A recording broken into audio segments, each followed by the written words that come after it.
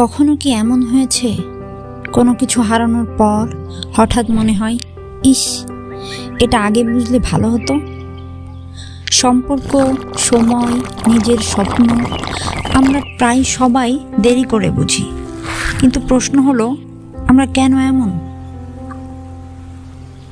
আসলে আমাদের ব্রেইন বই পড়ে শেখে না, সে শেখে এক্সপেরিয়েন্স থেকে। আগুন ছুলে পড়ে এই তথ্যটা জানলেও আগুনের হাত না লাগা পর্যন্ত ব্রেইন পুরোটা বিশ্বাস করে না। এই কারণেই জীবনের অনেক সত্য আমরা আগে শুনি কিন্তু পরে বুঝি।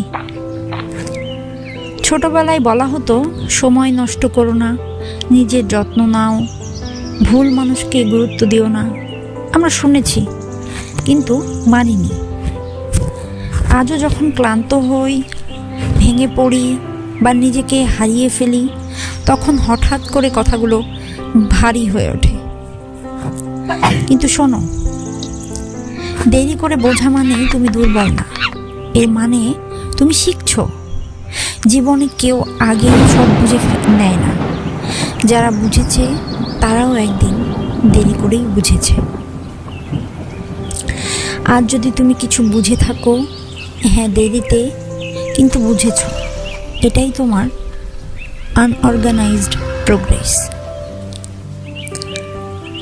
তুমি কোন জিনিসটা দেরিতে বুঝেছো?